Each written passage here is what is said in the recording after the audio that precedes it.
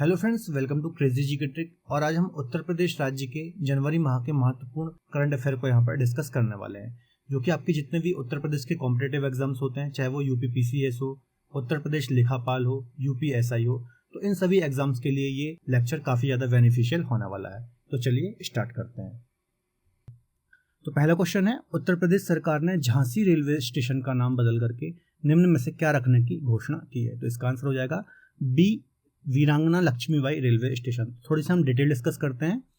UP में Jhansi railway station का नाम बदल करके रानी लक्ष्मीबाई के नाम पर वीरांगना लक्ष्मीबाई रेलवे स्टेशन कर दिया गया है। इससे पहले मुगल सराय रेलवे स्टेशन का नाम क्या किया गया था? पंडित दीनदयाल उपाध्याय जंक्शन। और जो फैजाबाद रेलवे स्टेशन था, इसका नाम क्या किया गया था? अयोध्या कैंट किया गया था। तो ये कुछ अन्य जानकारी भी है, आपको याद रखनी है। अगला क्वेश्चन है, उत्तर प्रदेश में कहां पर केंद्रीय कृषि मंत्री द्वारा रानी लक्ष्मीबाई कृषि विश्वविद्यालय में लोकार्पण किया गया? तो इसका आंसर हो जाएगा सी, झांसी, है ना। थोड़ी डिटेल देखते हैं। केंद्रीय कृषि एवं किसान कल्याण मंत्री, जो कि नरेंद्र सिंह तोमर जी हैं, ने रानी लक्ष्मीबाई केंद्रीय कृषि विश्वविद्यालय में झांसी में विवेकानंद छात्रावास और आवासीय परिसर का लोकार्पण किया और छात्र छात्राओं के लिए छात्रावासों और सभागार का भी शिलान्यास किया।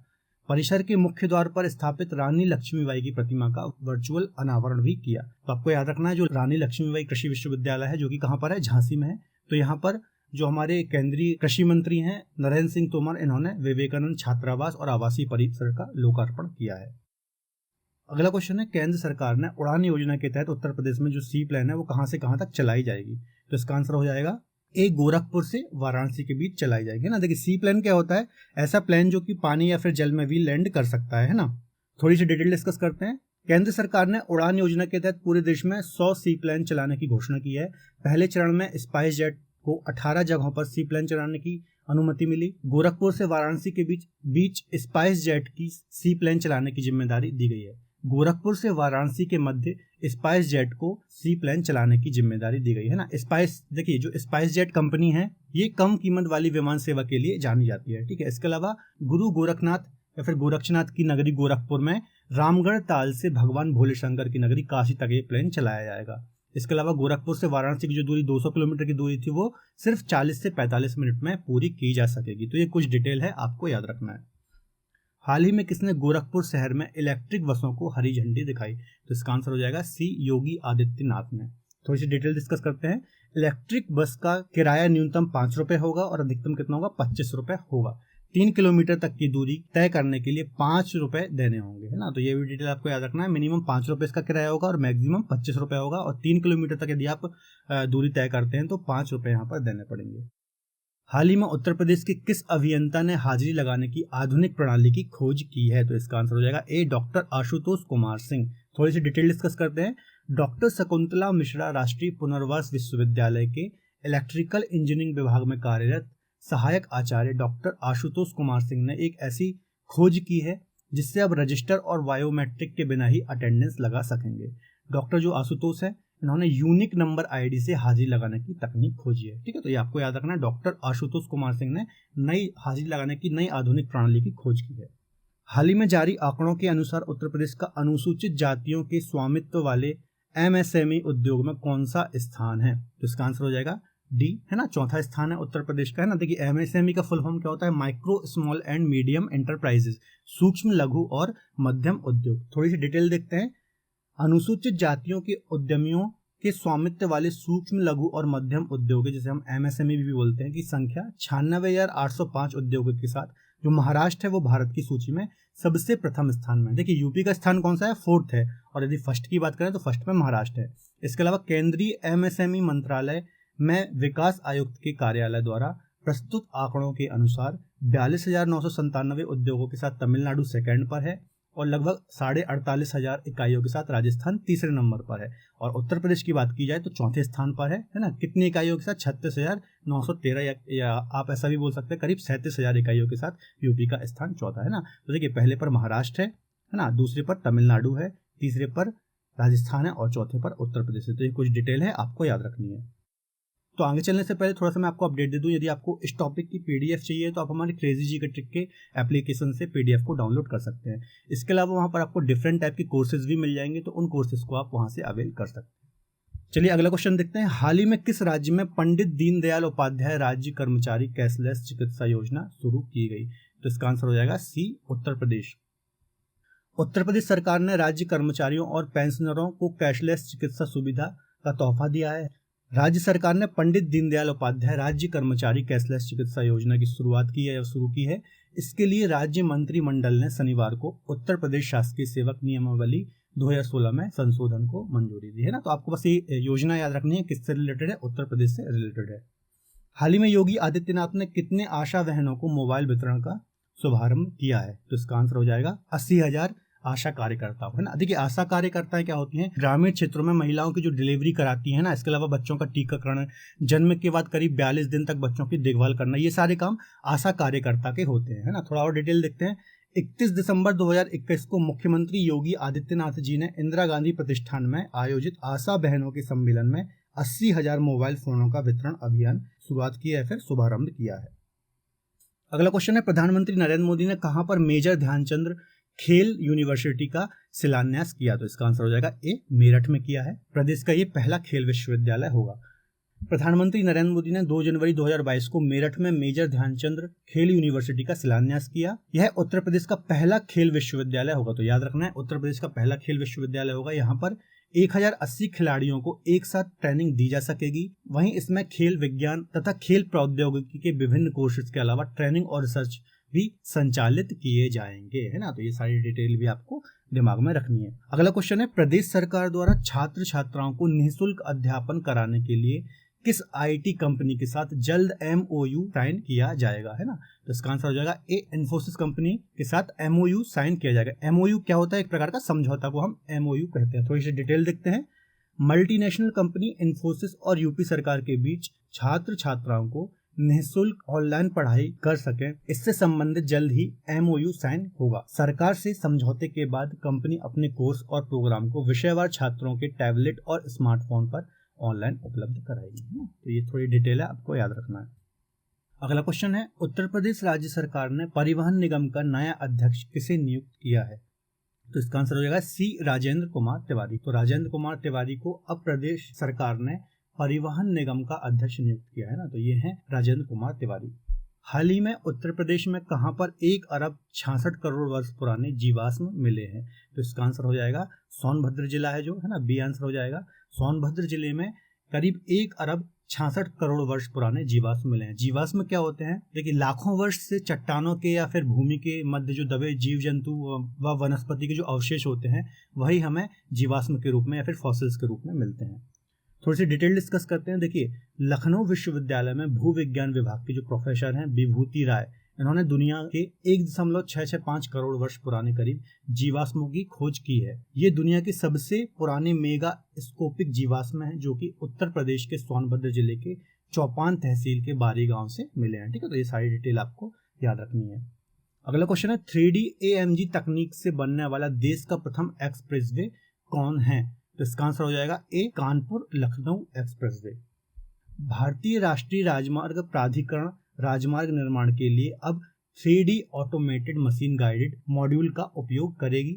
इस तकनीक से निर्माण की गति लगभग दोगुनी हो जाएगी। साथ ही निर्माण कार्य से जुड़े जो अधिकारी हैं और जो ठेकेदार हैं, उनको कार्य के प्रति लाइव अपडेट व उनके फोन और कंप्यूटर पर सारी जानकारी प्राप्त होगी। इसके अलावा जो 63 किलोमीटर लंबा कानपुर लखनऊ एक्सप्रेसवे है, इस तकनीक से बनने वाला पहला प्रोजेक्ट है। ठीक है, तो आपको याद रखना है 3D AMG जो तकनीक है, इससे कार्य एक तो जल्दी होगा, इसके अलावा जो भी कार्य चल रहा है उसकी लाइव अपडेट ठेकेदारों व उससे जुड़े जो भी अधिकारी हैं उनको प्राप्त होगी। तो आपको याद रखना ये पहला हाईवे है कानपुर लखनऊ एक्सप्रेसवे। हाल ही में किसने यूपी में 7 ग्रीनफील्ड एक्सप्रेसवे बनाने का ऐलान किया है? तो इसका आंसर हो जाएगा B, Nitin Gadkari. Greenfield expressway क्या होता है थोड़ा समझ लेते हैं। देखिए ऐसे एक्सप्रेसवे जो कि हरे भरे इलाकों से होकर जाते हैं या फिर निकाले जाते हैं, इन्हें ग्रीनफील्ड एक्सप्रेसवे भी कहा जाता है। थोड़ी डिटेल देखते हैं। कानपुर लखनऊ व प्रयागराज को केंद्र में रखकर 26,778 करोड़ रुपए की लागत से 821 किलोमीटर राष्ट्रीय राजमार्गों का लोकार्पण किया गया। गोरखपुर से सिलीगुड़ी जो कि बंगाल में आता है तक greenfield access control expressway highway की घोषणा करते हुए उन्होंने कहा कि एक्सप्रेस हाईवे गोरखपुर बाईपास से बिहार होकर सिलीगुड़ी तक जाएगा और 519 किलोमीटर लंबा यह एक्सप्रेसवे 32,000 करोड़ रुपए की लागत से बनेगा। तो ये कुछ डिटेल है, आपको याद रखनी है। चलिए अगला क्वेश्चन है, रेल मंत्री अश्विनी वैष्णव ने राजधानी लखनऊ के गोमती नगर रेलवे स्टेशन को किस ट्रेन की सौगात की, है ना। देखिए गोमती नगर से कामाख्या एक्सप्रेस ये भी सही है, कानपुर सेंट्रल ब्रह्मवर्त मेमू गाड़ी ये भी सही, और मैलानी बिछिया सवारी गाड़ी, है ना, ये भी सही। तो उपरोक्त सभी डी आंसर इसका सही हो जाएगा। देखिए गोमती नगर स्टेशन पर आयोजित समारोह में इन्होंने गोमती नगर कामाख्या एक्सप्रेस, मैलानी बिछिया सवारी गाड़ी और कानपुर सेंट्रल ब्रह्मवर्त मेमू गाड़ी, इन सभी को हरी झंडी दिखाकर के शुभारंभ किया है ना। तो तीनों गाड़ियों को आपको याद रखना, तीनों गाड़ियां शुरू हो रही हैं। हाल ही में किसने सहारनपुर के देवबंद में कमांडो ट्रेनिंग सेंटर का शिलान्यास किया? तो इसका आंसर हो जाएगा सी, योगी आदित्यनाथ। तो देखिए थोड़ी सी डिटेल देखते हैं। 4 जनवरी 2022 को सहारनपुर के देवबंद में आतंकवाद निरोधक दस्ता, जिसे हम एटीएस भी बोलते हैं, इकाई या फिर कमांडो ट्रेनिंग सेंटर का शिलान्यास किया गया। देवबंद में एटीएस और कमांडो ट्रेनिंग सेंटर बनने से आतंकवादी गतिविधियों पर अंकुश लगेगा। इसके अलावा यहाँ पर कमांडो को ट्रेंड करके देश के दुश्मनों से निपटने के लिए भी तैयार किया जाएगा, है ना। तो ये कुछ डिटेल है, आपको याद रखनी है। किस संस्थान के वैज्ञानिक दुनिया का सबसे उन्नत किस्म का कृत्रिम हृदय तैयार करेंगे? तो इसका आंसर हो जाएगा ए, आईआईटी कानपुर। देखिए आईआईटी कानपुर के जो प्रोफेसर है, दुनिया का सबसे उन्नत किस्म का कृत्रिम हृदय, कृत्रिम मतलब कि जो हाथ से बनाया गया है, कृत्रिम हृदय तैयार करेंगे। आईआईटी परिसर में संचालित school of medicine research and technology की ओर से इस कवायद के लिए हृदय यंत्र कार्यक्रम बनकर के तैयार हो गया है। अगला क्वेश्चन है, उत्तर प्रदेश सरकार ने मैनपुरी स्कूल का नाम किसके नाम पर रखने की घोषणा की? तो इसका आंसर हो जाएगा बी, जनरल बिपिन रावत। अब मैनपुरी का सैनिक स्कूल शहीद जनरल बिपिन रावत के नाम पर होगा। मुख्यमंत्री ने कहा है कि यह शहीद जनरल बिपिन रावत को सच्ची श्रद्धांजलि होगी, है ना, जिससे कि युवाओं को प्रेरणा मिलेगी। मैनपुरी स्थित सैनिक स्कूल की शुरुआत 1 अप्रैल 2019 से हुई थी। इसके अलावा उत्तर प्रदेश सरकार और रक्षा मंत्रालय के बीच 30 अप्रैल 2015 को हुए एक समझौते के आधार पर इस स्कूल की स्थापना की गई। तो ये थोड़ी डिटेल आपको दिमाग में रखनी है। उत्तर प्रदेश के किस जिले के मंडलायुक्त डॉक्टर अजय शंकर पांडे ने संस्कृत भाषा को बढ़ावा देने के अभियान में अपना बड़ा कदम उठाया? तो इसका आंसर हो जाएगा सी, झांसी से संबंध है इनका। डॉक्टर अजय शंकर पांडे ने राजस्व व शस्त्र अधिनियम के 2 मामलों में संस्कृत भाषा में अपना फैसला सुनाया। तो ये पहली बार ऐसा हुआ है कि संस्कृत भाषा में फैसला सुनाया गया है। देश की आजादी के बाद अब तक प्रदेश में किसी भी राजस्व न्यायालय के आदेश में संस्कृत का उपयोग नहीं किया गया है। इससे पहले सभी निर्णय अंग्रेजी, हिंदी और उर्दू भाषा में दिए गए। तो इनका नाम आपको याद रखना है, डॉक्टर अजय शंकर पांडे, झांसी से इनका संबंध है। अगला क्वेश्चन है, केवीआईसी ने किस शहर में भारत की पहली mobile honey processing van launch की? तो इसका आंसर हो जाएगा ए, गाजियाबाद। हनी जो ये प्रोसेसिंग वैन है, इससे क्या होगा, मधुमक्खी पालकों को प्रशिक्षण मिलेगा। इसके अलावा किसानों को मधुमक्खी के बक्से वितरित किए जाएंगे, है ना, उन्हें शिक्षित किया जाएगा। तो ये सारी चीजें की जाएंगी। थोड़ी सी डिटेल देखते हैं। खादी और ग्रामोद्योग आयोग के जो अध्यक्ष हैं विनय कुमार सक्सेना, इन्होंने गाजियाबाद के सिरोरा गांव में देश की पहली मोबाइल हनी प्रोसेसिंग वैन को लॉन्च किया है। इस मोबाइल वैन को खादी ग्रामोद्योग आयोग के द्वारा 15 लाख रुपए की लागत से डिजाइन किया गया है, जो कि 8 घंटे में 300 किलोग्राम शहद को संशोधित करेगी। इस वैन में एक परीक्षण प्रयोगशाला भी है, जो कि तुरंत शहद की गुणवत्ता की जांच की जाएगी। ठीक है, तो ये सारी क्वालिटीज रहेंगी इस वैन में। अगला क्वेश्चन है, उत्तर प्रदेश को कुल कितने प्रतिष्ठित ई गवर्नेंस पुरस्कार मिले हैं? है ना, तो सी हो जाएगा इसका आंसर। 5 पुरस्कार मिले हैं। थोड़ी डिटेल देखते हैं। राष्ट्रीय स्तर पर डिजिटलीकरण और ई गवर्नेंस में उत्तर प्रदेश की उपलब्धियों को सम्मानित किया गया है। राज्य को ई गवर्नेंस के विभिन्न क्षेत्रों में 5 प्रतिष्ठित पुरस्कारों से सम्मानित किया गया है, जिसमें 2 उच्च शिक्षा विभाग द्वारा प्रदान किए गए हैं। ये पुरस्कार 23 जनवरी को मैनेट प्रयागराज में एक समारोह में प्रदान किए गए। देखिए ई गवर्नेंस का मतलब क्या होता है, जो जितने भी सरकारी कार्य हैं, ठीक है, इनको ऑनलाइन सर्विस के माध्यम से जनता तक आसानी से पहुंचाना। इसके अलावा क्या, जो सरकारी कार्यालय और जो जनता है, दोनों के पैसे और समय की बचत हो सके, इसलिए ये ई गवर्नेंस को प्रोत्साहित किया जाता है। आईपीएल 2022 में लखनऊ की टीम का नाम क्या है? तो इसका नाम है लखनऊ। बी आंसर हो जाएगा लखनऊ सुपर जॉइंट्स, है ना। थोड़ी डिटेल देखते हैं। आईपीएल 2022 में लखनऊ की टीम का नाम लखनऊ सुपर जॉइंट्स रखा गया है, जबकि इस टीम की जो कप्तानी है वो केएल राहुल को सौंपी गई है। आईपीएल 2022 में कुल 10 टीमें होंगी और आईपीएल की स्थापना कब हुई थी? 2008 में हुई थी। तो ये सारी चीजें आपको दिमाग में रखनी है, इंपॉर्टेंट है। अगला क्वेश्चन है, इर्तिजा हसन को pride of young Hindustan award से सम्मानित किया गया है। ये उत्तर प्रदेश के किस जिले से संबंधित हैं? तो इसका आंसर हो जाएगा सी, सहारनपुर से इनका संबंध है।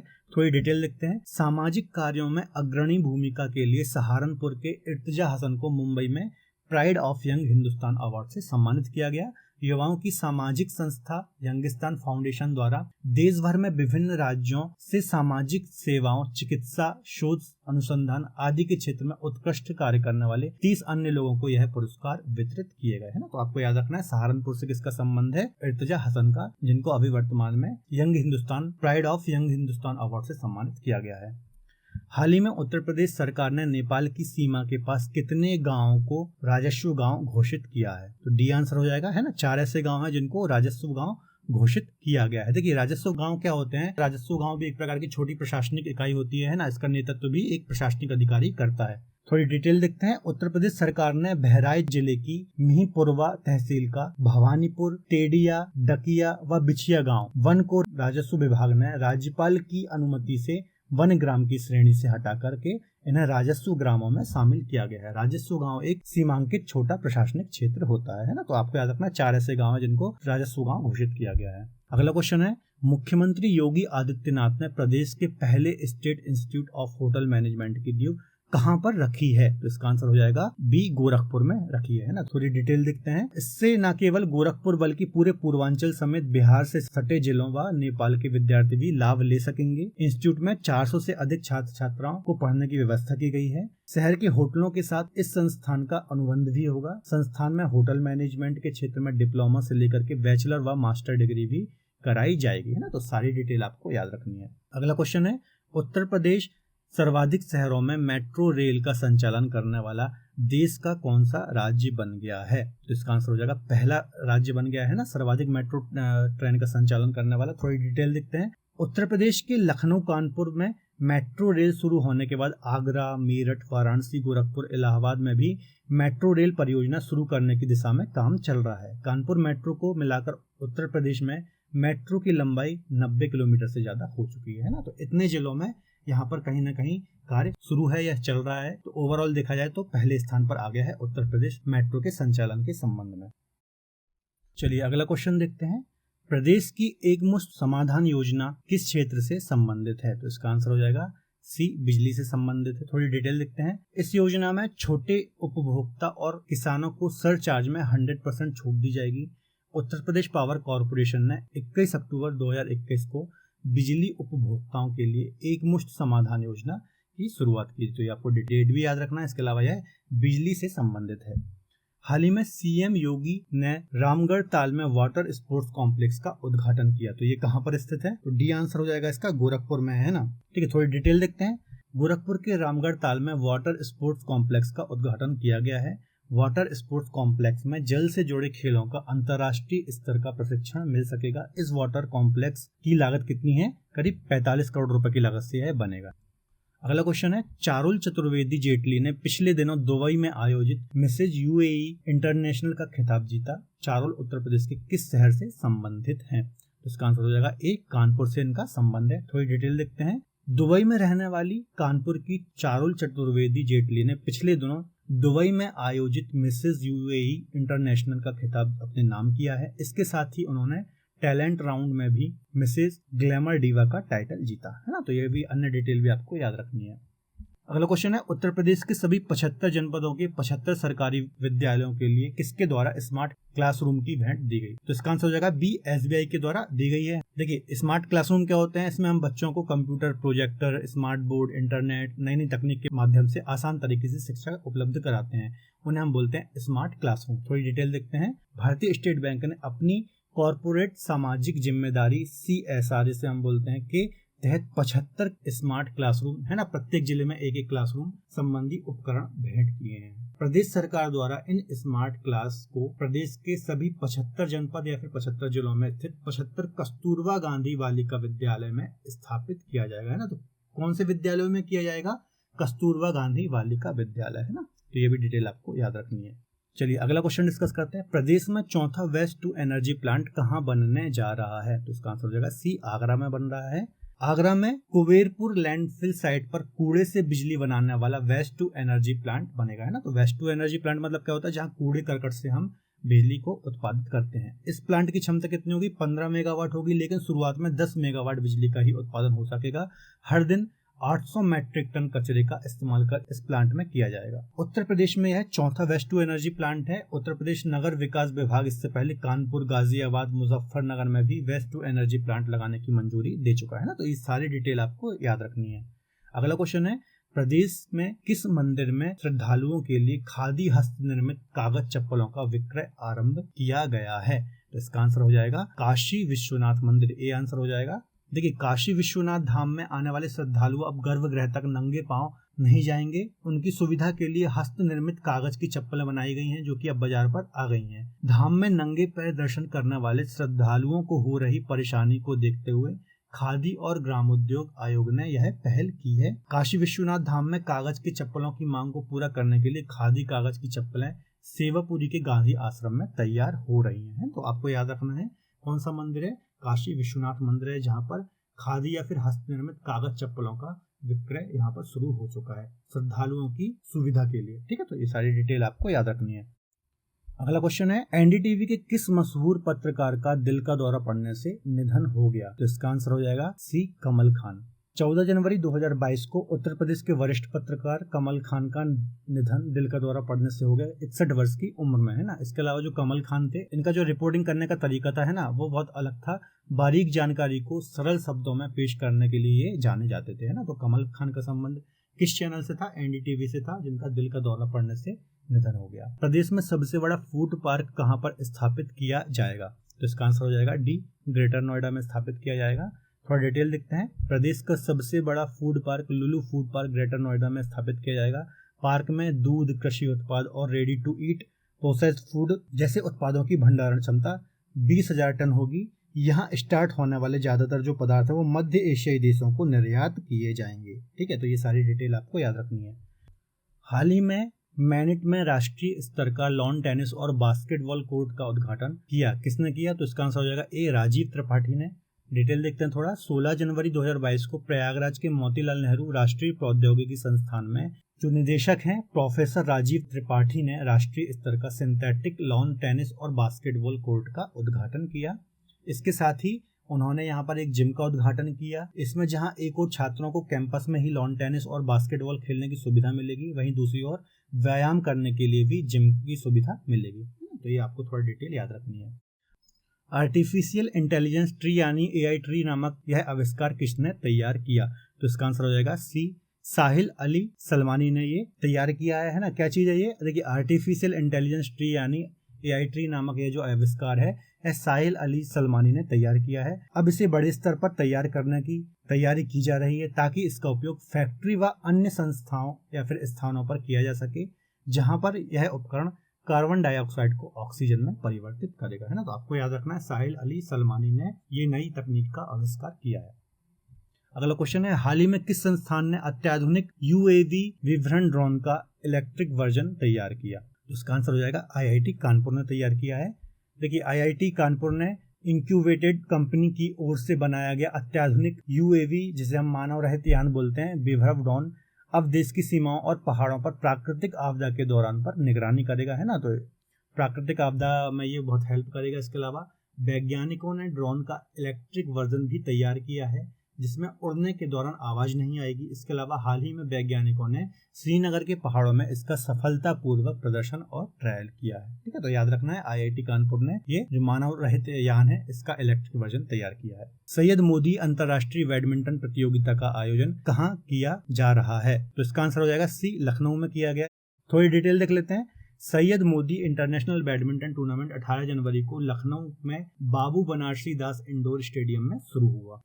चलिए अगला क्वेश्चन डिस्कस करते हैं। उत्तर प्रदेश सरकार द्वारा किस स्थान पर माइग्रेशन सपोर्ट सेंटर की स्थापना की जाएगी? तो इसका आंसर हो जाएगा बी, गौतम बुद्ध नगर में की जाएगी। थोड़ी डिटेल देखते हैं। राज्य सरकार ने गौतम बुद्ध नगर में माइग्रेशन सपोर्ट सेंटर स्थापित करेगी। आवासीय सुविधा के अलावा यह केंद्र दिल्ली समेत आसपास के अन्य राज्यों में रोजगार चाहने वाले युवाओं को भी मदद यहाँ पर मिलेगी। तो देखिए, जो ये माइग्रेशन सपोर्ट सेंटर रहेगा, है ना, तो यहाँ पर जो आसपास के राज्य रहेंगे उन युवाओं को रोजगार के लिए भी ये सेंटर मदद करेगा। अगला क्वेश्चन है, हाल ही में किस विश्वविद्यालय ने औषधीय पौधों के उपयोग पर ऑनलाइन सर्वे को शुरू किया है? तो इसका आंसर हो जाएगा ए, लखनऊ विश्वविद्यालय ने किया है। थोड़ी डिटेल देखते हैं। देखिए, लखनऊ विश्वविद्यालय के वनस्पति विभाग के प्रोफेसर अमृतेश चंद्र शुक्ल ने अपनी टीम के साथ ऑनलाइन सर्वे शुरू किया है ना। तो कौन सा विश्वविद्यालय है? लखनऊ विश्वविद्यालय, जिसने औषधीय पौधों के उपयोग पर ऑनलाइन सर्वे शुरू किया है। अगला क्वेश्चन है, प्रदेश में स्वास्थ्य और रोगों की नई प्रवृत्तियां विषय पर 3 दिवसीय अंतर्राष्ट्रीय सम्मेलन संपन्न कहां पर हुआ है? तो इसका आंसर हो जाएगा बी, लखनऊ में हुआ है। तो 21 जनवरी उत्तर प्रदेश में लखनऊ में स्वास्थ्य और रोगों की नई प्रवृत्तियां विषय पर 3 दिवसीय अंतर्राष्ट्रीय सम्मेलन संपन्न हुआ है ना। तो लखनऊ में यह सम्मेलन संपन्न हुआ। सम्मेलन में भारत सहित 5 देश, फ्रांस, यूएसए, आयरलैंड, ऑस्ट्रेलिया से कई प्रतिष्ठित राष्ट्रीय वक्ताओं ने शोध कार्य प्रस्तुत किए हैं ना। तो याद रखना कौन कौन से देश हैं? फ्रांस है, यूएसए है, आयरलैंड है, ऑस्ट्रेलिया है। अगला क्वेश्चन है, उत्तर प्रदेश में कहां पर टाटा पावर द्वारा 50 मेगावाट के सौर संयंत्र स्थापित किए जाएंगे? तो इसका आंसर हो जाएगा सी, है ना। बांदा में भी किया जाएगा और प्रयागराज में भी किया जाएगा। तो सी आंसर हो जाएगा इसका। थोड़ी डिटेल डिस्कस करते हैं। टाटा पावर की 100% सहायक company Tata power renewable energy ने उत्तर प्रदेश में 2 सौर ऊर्जा परियोजनाओं को चालू करने की घोषणा की है। उत्तर प्रदेश के प्रयागराज और बांदा में 50-50 मेगावाट क्षमता वाले 2 बिजली परियोजनाओं का विकास किया जाएगा, है ना। तो किसने किया है? जो टाटा की 100% सहायक कंपनी है टाटा रिन्यूएबल एनर्जी, इसने 2 सौर परियोजनाओं को चालू किया है बांदा में और प्रयागराज में। इसकी आपको कैपेसिटी भी याद रखनी है, 50 मेगावाट दोनों की कैपेसिटी रहेगी। अगला क्वेश्चन है, लखनऊ के संजय गांधी स्नातकोत्तर आयुर्विज्ञान संस्थान में कितने करोड़ रुपए की लागत से एडवांस पीडियाट्रिक सेंटर बनाया जाएगा? देखिए, पीडियाट्रिक सेंटर क्या होता है? जो बच्चों की चिकित्सा से संबंधित होते हैं उसे बोलते हैं पीडियाट्रिक सेंटर, है ना। तो इसका आंसर हो जाएगा सी, 500 करोड़। थोड़ी डिटेल डिस्कस करते हैं।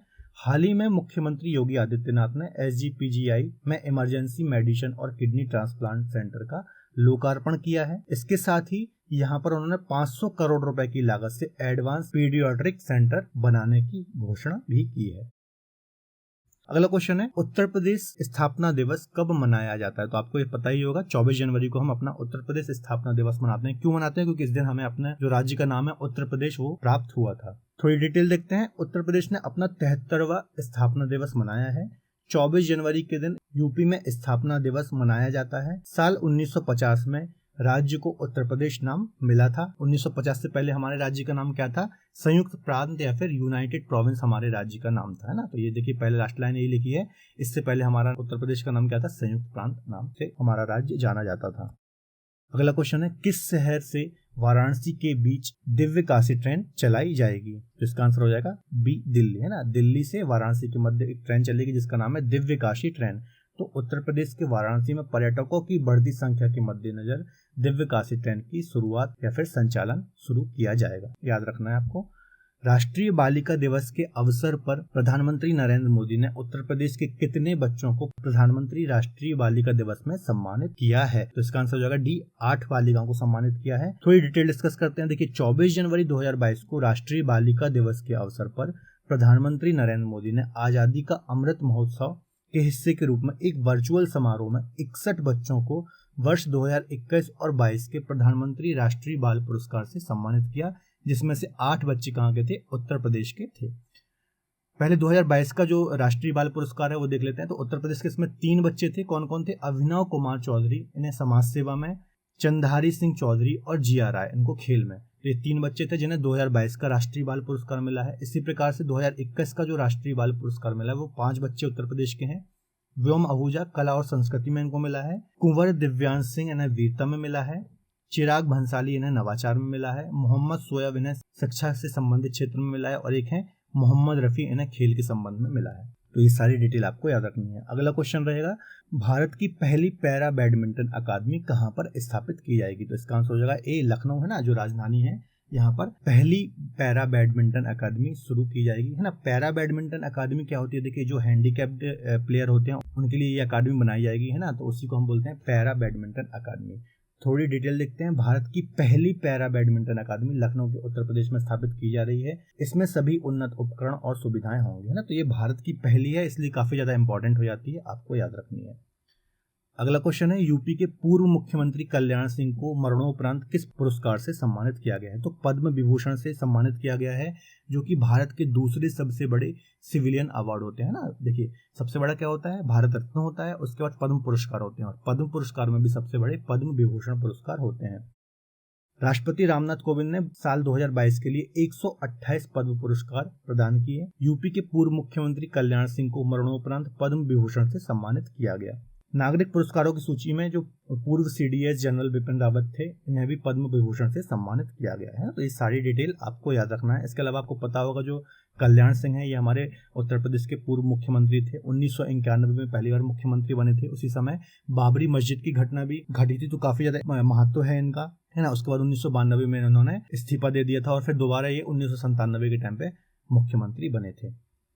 भारतीय वायुसेना IAF की झांकी का हिस्सा बनने वाली भारत की पहली महिला राफेल फाइटर जेट पायलट कौन है? इसका आंसर हो जाएगा ए, शिवांगी सिंह है ना। थोड़ी डिटेल देखते हैं। उत्तर प्रदेश के वाराणसी जिले से ताल्लुक रखने वाली देश की पहली महिला Rafale jet pilot flight lieutenant Shivangi Singh ने गणतंत्र दिवस के मौके पर भारतीय वायुसेना की झांकी में हिस्सा लिया है। वह भारतीय वायुसेना की झांकी का हिस्सा बनने वाली दूसरी महिला फाइटर जेट पायलट बन गई हैं। इससे पहले 2021 में फ्लाइट लेफ्टिनेंट भावना कंठ ने IAF की झांकी में हिस्सा लिया था। ये पहली महिला फाइटर जेट पायलट बनी थी। ठीक है, तो देखिए, पहली यदि राफेल फाइटर जेट पायलट की बात की जाए तो कौन है? शिवांगी सिंह। और ओवरऑल यदि पहली बात की जाए तो कौन है? भावना कंठ है ना। तो ये आपको थोड़ा अंतर याद रखना है। इसके अलावा वह IAF में 2017 में शामिल हुई थी। वह राफेल उड़ाने से पहले MiG-21 बाइसन जैसे विमान उड़ा चुकी हैं। तो ये सारी डिटेल आपको पता होनी चाहिए। अगला क्वेश्चन है, खादी ग्रामोद्योग आयोग ने कहां से भारत की पहली मोबाइल हनी प्रोसेसिंग बैंक को लॉन्च किया है? तो इसका आंसर हो जाएगा बी, गाजियाबाद से किया है। खादी ग्रामोद्योग आयोग के अध्यक्ष विनय कुमार सक्सेना ने गाजियाबाद के सिरोरा गांव में देश की पहली मोबाइल हनी प्रोसेसिंग बैंक को लॉन्च किया है। ठीक है, तो ये डिटेल थोड़ा आपको दिमाग में रखनी है। अगला क्वेश्चन है, किन स्टेशनों के बीच दिव्य काशी यात्रा ट्रेन चलाई जाएगी? तो इसका आंसर हो जाएगा डी, दिल्ली से वाराणसी के मध्य चलाई जाएगी। IRCTC ने 22 मार्च 2022 से दिल्ली और वाराणसी के मध्य दिव्य काशी यात्रा ट्रेन चलाने की घोषणा की। तो आपको याद रखना है, दिल्ली से वाराणसी के बीच कौन सी ट्रेन चलाई जाएगी? दिव्य काशी यात्रा ट्रेन। एशिया की सबसे लंबे व्यक्ति कौन है? तो इसका आंसर हो जाएगा धर्मेंद्र प्रताप सिंह। थोड़ी डिटेल चर्चा करते हैं। उत्तर प्रदेश के प्रतापगढ़ जिले के रहने वाले धर्मेंद्र प्रताप सिंह एशिया के सबसे लंबे व्यक्ति हैं। धर्मेंद्र प्रताप सिंह 46 वर्ष के हैं। इनकी जो हाइट है वो 8 फीट और 2 इंच है, और इनका नाम गिनीज वर्ल्ड रिकॉर्ड में दर्ज है। यह एशिया के सबसे लंबे पुरुषों में से एक है। तो आप ये इमेज में भी देख पा रहे होंगे, ये एशिया के सबसे लंबे व्यक्तियों में से एक है। अगला क्वेश्चन है, किस कंपनी ने जागरूक वोटर अभियान शुरू किया है? तो इसका आंसर हो जाएगा ट्विटर ने जागरूक वोटर अभियान शुरू किया है। उत्तर प्रदेश, उत्तराखंड, मणिपुर, पंजाब और गोवा विधानसभा चुनाव जो 2022 में हो रहे हैं या फिर होने हैं, इससे पहले ट्विटर ने जागरूक वोटर अभियान शुरू कर दिया है। इस अभियान का उद्देश्य नागरिकों को अपना वोट डालने से पहले सही ज्ञान के साथ सशक्त बनाना है ना। तो ट्विटर ने जागरूक वोटर अभियान शुरू किया है। काफी इंपॉर्टेंट क्वेश्चन एग्जाम की दृष्टि से आपको याद रखना है। अगला क्वेश्चन है, हाल ही में किस क्षेत्र में विख्यात पंडित बिरजू महाराज का निधन हो गया? तो इनका संबंध कथक से था, आपको पता ही होगा। कथक, इसके अलावा जो कथक है वो संपूर्ण हमारे उत्तर भारत का शास्त्रीय नृत्य है ना। थोड़ी डिटेल देखते हैं। भारत के कथक सम्राट पद्म विभूषण पंडित बिरजू महाराज, जो कि 83 वर्ष के थे, इनका निधन हुआ 83 वर्ष में। लखनऊ के कालका बिंदादीन घराने से इनका ताल्लुक था। तो ये काफी इंपॉर्टेंट है, आपको याद रखना है। इनका संबंध किस घराने से था? कालका बिंदादीन घराने से। उन्हें पद्म विभूषण, संगीत नाटक अकादमी पुरस्कार और कालिदास सम्मान, ये सारे सम्मान इनको मिल चुके हैं। तो काफी इंपॉर्टेंट है, किसी न किसी एग्जाम में ये क्वेश्चन आपको देखने को मिल जाएगा। अगला क्वेश्चन है, तीसरे राष्ट्रीय जल पुरस्कार 2020 में किस राज्य को सर्वश्रेष्ठ राज्य का पुरस्कार दिया गया? तो इसका आंसर हो जाएगा बी, उत्तर प्रदेश। थोड़ी डिटेल डिस्कस करते हैं। तीसरे राष्ट्रीय जल पुरस्कार 2020 की राज्य श्रेणी में उत्तर प्रदेश का पहला स्थान रहा। तो काफी इंपॉर्टेंट है, क्योंकि उत्तर प्रदेश को पहला स्थान मिला है। जल संसाधन प्रबंधन के क्षेत्र में अनुकरणीय कार्य करने वाले व्यक्ति और संगठनों को पहचानने और प्रेरित करने के लिए जल शक्ति मंत्रालय के द्वारा 2018 में राष्ट्रीय जल पुरस्कार की शुरुआत हुई थी, है ना। तो ये किनको दिया जाता है? जो जल संसाधन और प्रबंधन के क्षेत्र में अच्छा कार्य करते हैं, जो भी संस्थाएं, उस हिसाब से ये सम्मान दिया जाता है। अगला क्वेश्चन है, हाल ही में प्राइड ऑफ यंग हिंदुस्तान पुरस्कार प्राप्त करने वाले सहारनपुर जिले के निवासी का क्या नाम है? इसका आंसर हो जाएगा डी, इतेजा हसन। थोड़ी डिटेल देखते हैं। मुंबई में उल्लासनगर के SHM कॉलेज में 7 जनवरी को हुए समारोह में pride of young Hindustan award 2022 Irtaza Hasan को दिया गया है ना। तो आपको याद रखना है, इर्तजा हसन जिनका संबंध कहाँ से है, सहारनपुर जिले से है, इनको प्राइड ऑफ यंग हिंदुस्तान पुरस्कार मिला है। अगला क्वेश्चन है, हाल ही में प्रदेश में एक सेंटर ऑफ एक्सीलेंस की स्थापना कोखराज में की जा रही है, इसमें कौन सा देश सहायता कर रहा है? तो इसका आंसर हो जाएगा सी, इजराइल सहायता कर रहा है। देखिए, कोखराज में स्थापित होगा इंडो इजराइल सेंटर। इस सेंटर में प्रतिवर्ष 1 लाख फलदार पौधे तैयार किए जाएंगे। इससे लगभग 1000 किसान लाभान्वित होंगे। कोखराज में बनने वाले उक्त सेंटर का शिलान्यास डिप्टी CM केशव मौर्य ने किया। तो ये आपको याद रखना है, यहाँ पे क्या होगा, करीब प्रतिवर्ष 1 लाख फलदार पौधे यहाँ पर तैयार किए जाएंगे, जिससे करीब 1000 किसान लाभान्वित होंगे। अगला क्वेश्चन है, हाल ही में प्रदेश के किस जिले में all India federation cup of carrom tournament 2021 का आयोजन किया गया? तो इसका आंसर हो जाएगा बी, वाराणसी में किया गया। तो वाराणसी में इसका आयोजन किया गया है। अगला क्वेश्चन देखते हैं, 11 जनवरी 2021 को पूर्व प्रधानमंत्री लाल बहादुर शास्त्री की पुण्यतिथि मनाई गई। इनका जन्म उत्तर प्रदेश के किस जिले में हुआ था? तो इनका जन्म मुगल सराय में हुआ था, है ना। बी आंसर इसका सही हो जाएगा। देश के दूसरे प्रधानमंत्री थे लाल बहादुर शास्त्री, इनका ताशकंद में निधन हो गया था। 11 जनवरी 2022 को इनकी 56वीं पुण्यतिथि थी। भारत के स्वतंत्रता संग्राम में अहम भूमिका निभाने वाले शास्त्री जी 1964 से जनवरी 1966 तक देश के प्रधानमंत्री रहे थे और प्रधानमंत्री रहते हुए इनका निधन हो गया था। इनका जन्म कब हुआ था? 2 अक्टूबर 1904 में इनका जन्म हुआ था। अगला क्वेश्चन है, हाल ही में जारी स्वच्छ मिशन योजना के अंतर्गत उत्तर प्रदेश के कितने स्थल आइकॉनिक प्लेस के रूप में चुने गए हैं? तो इसका आंसर हो जाएगा उत्तर प्रदेश के 2 स्थल चुने गए हैं। देखिए, एक है बांके बिहारी मंदिर मथुरा, इसके अलावा एक है आगरा का किला उत्तर प्रदेश। तो ये 2 स्थल आइकॉनिक प्लेस के रूप में चुने गए हैं। आपको दोनों के नाम भी याद रखना है। हाल ही में प्रदेश की सुभद्रा सिंह ने अंतर्राष्ट्रीय पावर लिफ्टिंग में स्वर्ण, रजत और कांस्य तीनों पदक प्राप्त किए। इनका संबंध प्रदेश के किस जिले से है? तो इनका संबंध कहां से? डी, रामपुर से इनका संबंध है। देखिए, रामपुर की सुभद्रा सिंह ने नेपाल में गोल्ड जीता है। तो पावर लिफ्टिंग की 125 किलोग्राम भार वर्ग में इन्होंने ये गोल्ड जीता है। सुभद्रा सिंह ने Indo Nepal power weight lifting championship 2021 में गोल्ड जीता है। याद रखना, इनका संबंध कहां से है? रामपुर से है। अगला क्वेश्चन है, हाल ही में केंद्र सरकार ने एक सूची जारी की जिसके अनुसार केंद्र सरकार की वेबसाइट आवास सॉफ्ट पर परफॉर्मेंस इंडेक्स में टॉप कौन सा जिला रहा है? तो इसका आंसर हो जाएगा बी, अमेठी इसमें टॉप पर रहा है। अगला क्वेश्चन है, 28 जनवरी को भारत निर्वाचन आयोग ने उत्तर प्रदेश विधान परिषद के राष्ट्रीय निकाय क्षेत्र में कितनी सीटों पर चुनाव कार्यक्रम घोषित किया? तो इसका आंसर हो जाएगा सी, 35 सीटों पर चुनाव कार्यक्रम को घोषित किया। उत्तर प्रदेश विधान परिषद की स्थायी निकाय क्षेत्र में 35 सीटों पर 2 चरण में चुनाव होगा है। तो ये आपको डिटेल याद रखनी है। हाल ही में उत्तर प्रदेश के किस स्थान को शंघाई सहयोग संगठन की सांस्कृतिक और पर्यटन राजधानी घोषित करने के लिए स्मार्ट सिटी डोजियर तैयार किया जाएगा, है ना। डोजियर मतलब क्या होता है? एक प्रकार का दस्तावेज को हम डोजियर बोलते हैं ना। तो इसका आंसर हो जाएगा एक, तो काशी को इन्होंने सिलेक्ट किया है। देखिए, काशी को शंघाई सहयोग संगठन की सांस्कृतिक और पर्यटक राजधानी बनाने के लिए भारत की ओर से दावा पेश किया जाएगा। विदेश मंत्रालय के निर्देश पर स्मार्ट सिटी ने प्रस्ताव बनाने की तैयारी शुरू कर दी है। ठीक है, तो याद रखना है आपको। अगला क्वेश्चन है, उत्तर प्रदेश का सबसे बड़ा फूड पार्क कहां पर स्थापित किया जाएगा? तो इसका आंसर हो जाएगा सी, ग्रेटर नोएडा में स्थापित किया जाएगा। उत्तर प्रदेश का सबसे बड़ा फूड पार्क ग्रेटर नोएडा में बनाएगा लुलु समूह, है ना। तो लुलु समूह बना रहा है, ये 500 करोड़ की लागत से इसको बनाएगा। अगला क्वेश्चन है, हाल ही में 400 किलोग्राम बजनी ताला उत्तर प्रदेश के किस स्थान पर तैयार किया गया है? तो इसका आंसर हो जाएगा ए, अलीगढ़ में तैयार किया गया है 400 किलो बजनी ताला। थोड़ी डिटेल देखते हैं। इसकी लागत आई है 1 लाख रुपए, करीब 2 वर्ष में ये तैयार हुआ है। यदि चाबी के भार की बात की जाए तो 30 किलोग्राम की ये चाबी है इसकी। सत्य प्रकाश और इनकी पत्नी रुक्मणी ने संयुक्त रूप से इस ताले को बनाया है। तो अलीगढ़ आपको पता ही होगा, तालों के लिए वैसे भी फेमस है। अगला क्वेश्चन है, प्रदेश के किस स्थान पर वाटर स्पोर्ट्स कॉम्प्लेक्स का उद्घाटन किया गया है? तो गोरखपुर में किया गया है। डी आंसर इसका सही हो जाएगा। थोड़ी डिटेल देखते हैं। मुख्यमंत्री योगी आदित्यनाथ ने बुधवार सुबह गोरखपुर में 45 करोड़ रुपए की लागत से बने वाटर स्पोर्ट्स कॉम्प्लेक्स का उद्घाटन किया। कॉम्प्लेक्स से होकर एक अंडरपास सीधे 1700 एकड़ में फैले रामगढ़ ताल तक जाएगा। आगे देखते हैं, लोक भवन में आयोजित कार्यक्रम में विधानसभा अध्यक्ष के मार्गदर्शन में विधानमंडल पुस्तकालय द्वारा प्रकाशित पुस्तकों का विमोचन किसके द्वारा किया गया? तो इसका आंसर हो जाएगा हमारे मुख्यमंत्री योगी आदित्यनाथ ने इसका विमोचन किया है। जनवरी 2022 को उत्तर प्रदेश के मुख्यमंत्री योगी आदित्यनाथ ने लोक भवन में आयोजित कार्यक्रम में कर्म योद्धा रामनाई, हृदय नारायण दीक्षित रचनावली और विधानसभा अध्यक्ष के मार्गदर्शन में विधान मंडल पुस्तकालय द्वारा प्रकाशित अन्य पुस्तकों का भी विमोचन किया।